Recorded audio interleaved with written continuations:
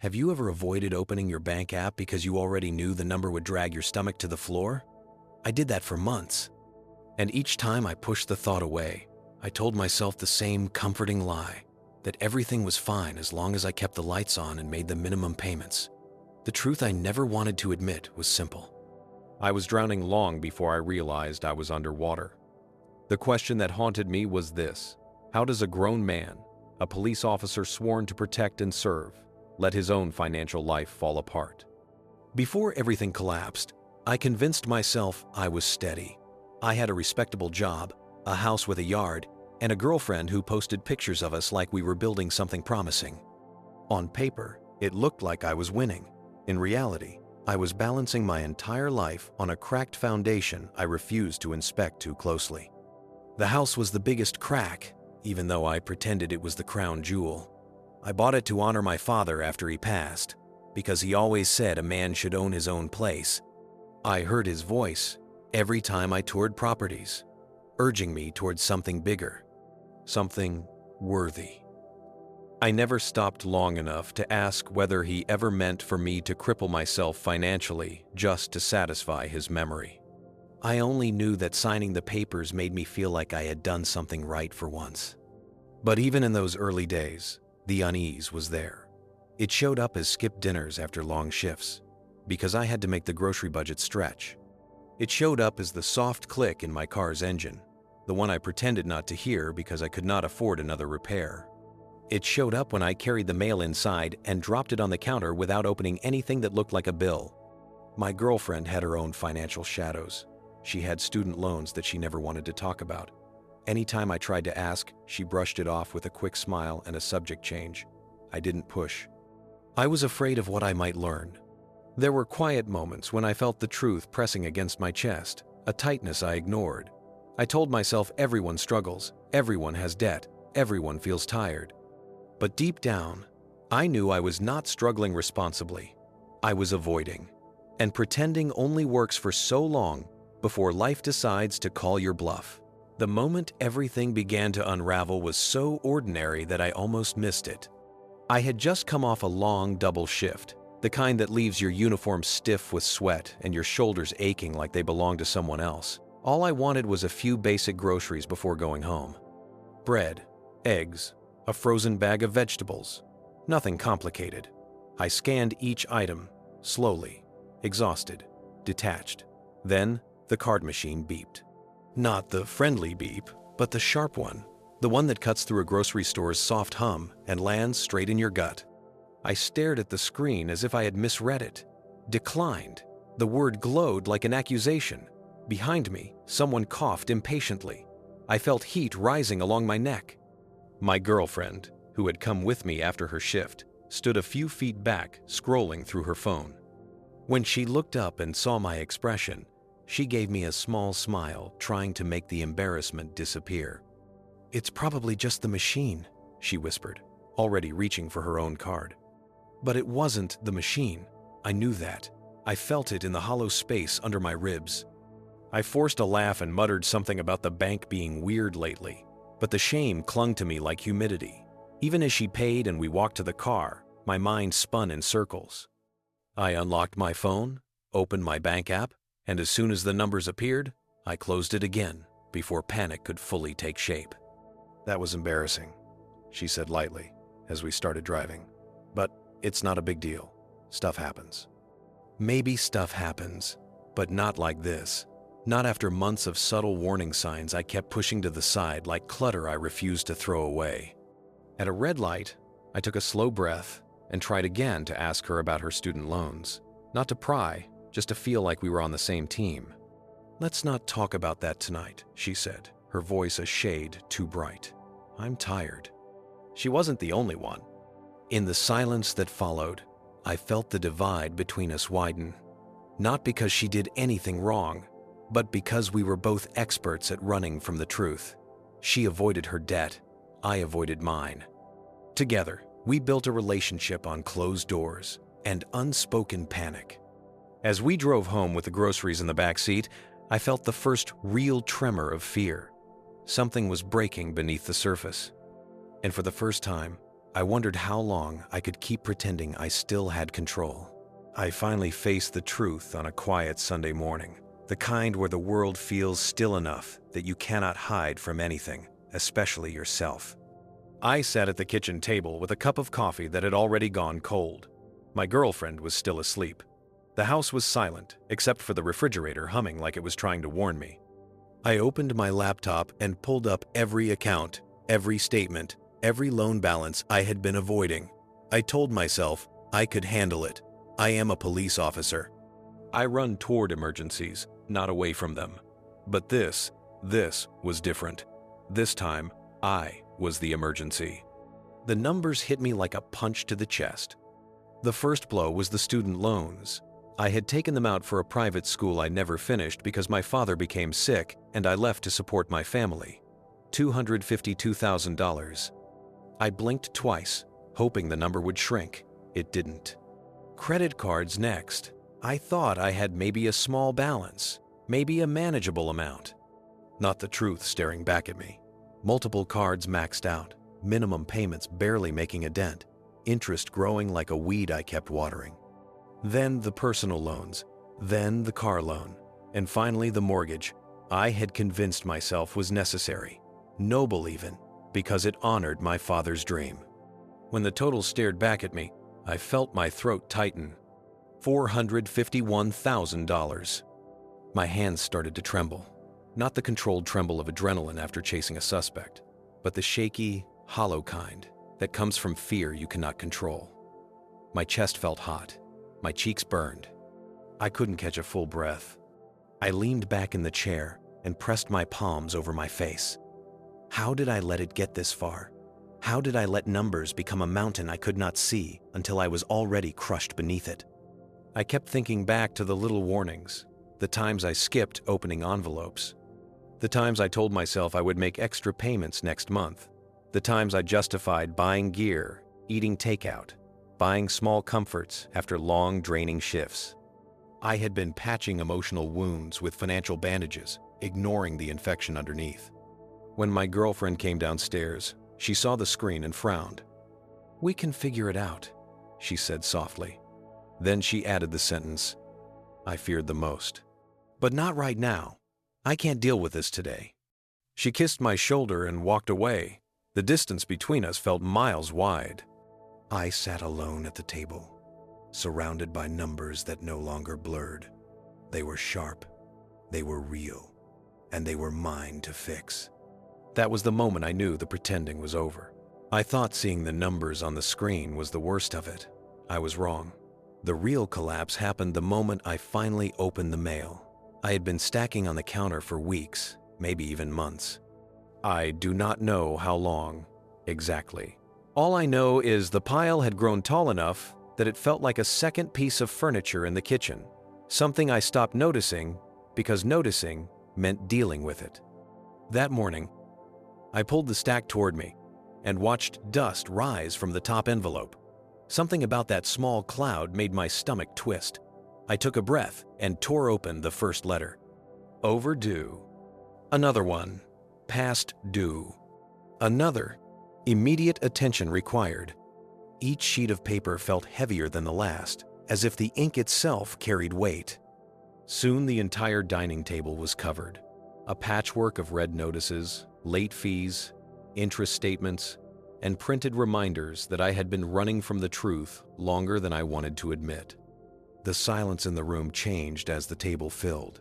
It thickened. I swear, even the air felt different. The only sounds were the soft rustle of paper and the slow ticking of the wall clock. Each second, a reminder that time kept moving, even when I felt frozen. At one point, my hand slipped, and a few bills scattered across the floor like startled birds. I stared at them for a long moment before bending down to pick them up. That was when something inside me cracked. Not loudly, not dramatically. Just a small, internal snap, like a thin thread pulling tight until it finally gave out. I sat back in the chair, elbows on the table, hands covering my face. My breathing slowed to that shaky, uneven pattern that comes right before the body decides whether to break down or push through. I whispered something I had not said in years. I cannot keep doing this. The bills kept coming. Electric, water, credit cards, medical, even a notice about my father's old insurance policy that I had forgotten to close. They spread across the table, invading every inch of space until I could barely see the wood underneath. When my girlfriend walked in, she froze at the sight. Her eyes moved from the table to me, then back to the table. "This looks bad," she said quietly. "It is bad," I replied, my voice barely above a whisper. She stepped closer but did not sit down. She hovered, uncomfortable, as if the bills might swallow her too. I watched her fold her arms, a small barrier between her and the mess she did not want to face. For a moment, I felt completely exposed. No badge, no strength. Just a man who had let chaos take over his life while pretending everything was fine. And in that moment, surrounded by overdue notices and silence heavy enough to choke on, I finally understood what suffocation truly feels like. Fear does not always show up with sirens or footsteps or someone yelling for help. Sometimes it arrives quietly, slipping in through the smallest cracks, settling into the space between two people who used to feel close. That is what happened to us. After the bills covered the table, my girlfriend and I barely spoke for the rest of the day. Not because we were angry, but because neither of us knew what to say that would not break something fragile. I washed the dishes even though there were only 2 cups in the sink. She cleaned the living room even though it was already clean. We both kept moving, pretending the silence was normal.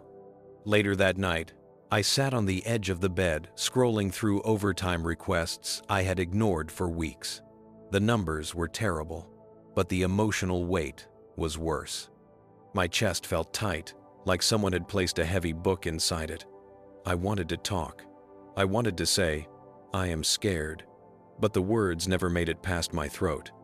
She walked into the bedroom, saw the overtime page on my screen, and sighed. "You are not going to wear yourself out again, are you?" "What choice do I have?" I asked, trying to sound calm. She sat at the foot of the bed, far enough away that I felt the distance immediately. "I just do not want us to fight," she whispered. "We are not fighting," I said. "We are avoiding."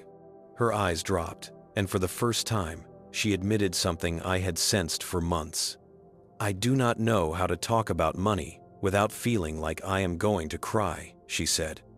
I swallowed hard. "I get that, but we cannot fix what we do not face." She nodded slowly, but I could tell she was already retreating inside herself, and I was doing the same. In the days that followed, our coping styles pulled us further apart. I shut down, moving through my routines like a machine. Work, home, sleep, repeat. She spiraled quietly, stress leaking out in small bursts. One minute she was cheerful, the next she was snapping at something tiny, then apologizing immediately. One evening, she stood in the kitchen holding a bowl of pasta, tears building but never falling. "I feel guilty," she said. "My loans are huge, and I never told you the full amount. I should have. I just couldn't." "I should have talked sooner too," I admitted. "I should have paid attention. I should have stopped pretending everything was fine." It was the closest we had come to honesty in months, but instead of pulling us closer, the confession hung between us like a warning light. Fear does that. It does not always break you. Sometimes it just nudges you a little farther apart each day, until you wake up and realize the person you love feels out of reach. The breaking point did not announce itself with drama or shouting. It came in the form of a thin, white envelope taped to our front door. I found it after a long night shift, the kind where exhaustion settles into your bones and makes every thought feel slow. The notice fluttered slightly in the breeze, like it was waving at me, urging me to pay attention. I peeled it off and read the words twice before they made sense. A shut-off notice. Our utilities were scheduled to be disconnected in 3 days because the automatic payment had bounced. I stared at the paper so long that the ink seemed to blur. For a moment, I wondered if I was dreaming. I walked inside, dropped my gear bag, and sat at the dining table that still carried the ghost of overdue bills we had shoved aside. I set the shutoff notice on top of the stack and just stared at it. My vision narrowed. My heartbeat thudded in my ears. It felt like the world had shrunk to one small piece of paper that confirmed what I already knew. I had lost control. I did not call anyone. I did not text my girlfriend. I did not move. I froze. It was a strange kind of paralysis, like my body knew panic was coming but wanted to buy me a moment before it hit. When the panic arrived, it came fast. My breathing grew shallow. My hands trembled. I felt sweat gather at the back of my neck. I gripped the edge of the table because I honestly thought I might fall forward. My girlfriend walked in from the bedroom, hair messy, rubbing her eyes. "You are home early," she said softly. Then she noticed the envelope. Her expression shifted in an instant. "What is that?" I handed it to her without a word. She read it, swallowed hard, then sat down slowly, as if her legs had lost their strength. "How did we let it get this bad?" she whispered. The truth rose in my throat faster than I could stop it. "Because I tried to fix everything alone," I said. "And you refuse to talk about your loans. And we keep pretending like avoiding the problem will make it disappear." Her eyes filled, but she did not argue. That scared me more than anything. The silence between us was no longer protective. It was surrender. I leaned forward, elbows on my knees, head hanging low. "We cannot do this alone," I said. The words broke something inside me. "I cannot do this alone." She reached for my hand but hesitated halfway, unsure if the gesture would help or make things worse. The hesitation told me everything. Something had to change. Not someday. Not when things got easier. Now. And for the first time since the debt started crushing us, I admitted out loud what I had been afraid to face. We needed help, guidance, and accountability, and we needed it immediately. I did not meet my mentor through some inspiring moment. No dramatic recommendation, no life-changing podcast. It happened because I finally admitted defeat to a coworker during a late-night shift change. He noticed I looked hollow, like I had not slept in days. I told him everything in one unfiltered rush, my voice cracking halfway through. He listened quietly, then gave me a name. "Talk to him," he said. "He will not sugarcoat anything." But he helped me get my life straight. I called the next morning. When the mentor answered, his voice was calm but carried a firmness that made you stand up straighter. I expected sympathy. I got none. Instead, he asked one question that cut straight through my defenses. "What is the real number?" Not the manageable number I tell myself. Not the version softened by rationalizations. The real number. I hesitated. He noticed. "If you cannot say it out loud," he said, "you are not ready to fix it." So I said it. $451,000. The words tasted bitter. "Good," he said. Not impressed, not shocked. "Now we can work." We met later that week in a small office he used behind a community center. Nothing fancy, no motivational posters. Just a wooden table, 2 chairs, a lamp with soft yellow light, and a stack of blank notebooks. He sat down across from me, leaned forward, and said, "Tell me everything, and do not lie." I began with the student loans. He listened. Then the credit cards. He wrote notes. The personal loans. The car payment. The mortgage I bought to honor my father. He paused at that. "Your father's dream is not a financial strategy," he said. The words landed hard. Not cruel, just true. I looked down at my hands, feeling the heat rise to my face. "I did not want to disappoint him," I said quietly. "You disappointed yourself instead," he replied. "And you cannot build a life on someone else's expectations. That ends today." He pushed a notebook toward me. "This is your honest numbers page. Every debt, every payment, every expense, every dollar earned. You will write it all down before you leave this room." I opened the notebook and felt a strange mix of dread and relief. Dread because the truth is heavy. Relief because someone finally knew the full picture and did not run from it. Then He looked me square in the eyes. You have been living 10 times your real lifestyle. You need stability, not symbols. And if your girlfriend refuses to talk money, that is a relationship problem, not a budgeting issue. The words stung, but something inside me loosened like shackles I had been dragging quietly. For the first time in months, I felt the smallest flicker of hope. Not comfort, not ease, just clarity. And that was enough to take the next step. The first thing my mentor made me do was finish the honest numbers page. Not halfway, not close enough.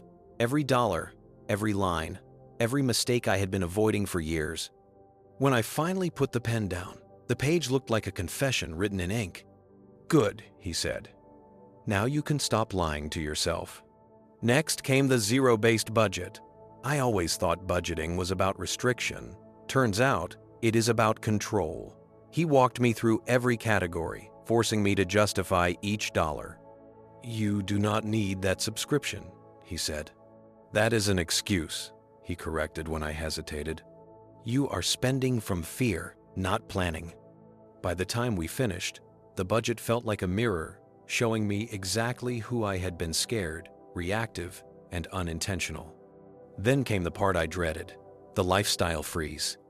"Everything non-essential stops," he said. "Eating out, impulse purchases, gear upgrades, convenience spending. You are not in a season of comfort. You are in a season of correction." It hit me hard. I was used to rewarding myself after long shifts. A coffee here, a takeout meal there, a new piece of equipment when work felt stressful. I never realized how much comfort was costing me. I nodded slowly. "Okay." "No," he said firmly. "Say it with your chest." I swallowed. "Okay, I will do it." Next, he made me sort through every overdue bill and call each creditor. My stomach tightened. "Do I have to?" He leaned back in his chair. "You want out of this? You make the call. Now." So I did. One call after another. My hands were shaking. My voice wavered more than once. But I got through them.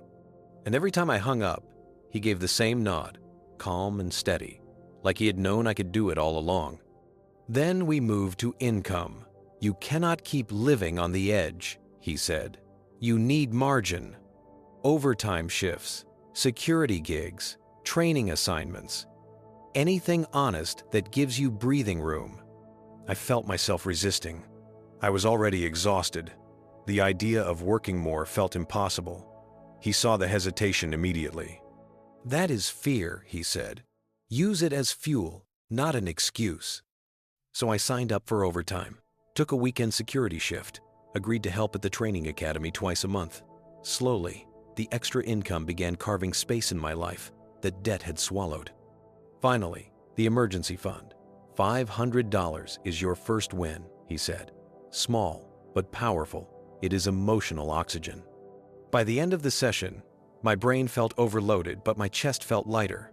For the first time in years, I had a plan, a routine, a structure. And even though it scared me, it also gave me something I thought I had lost. Hope.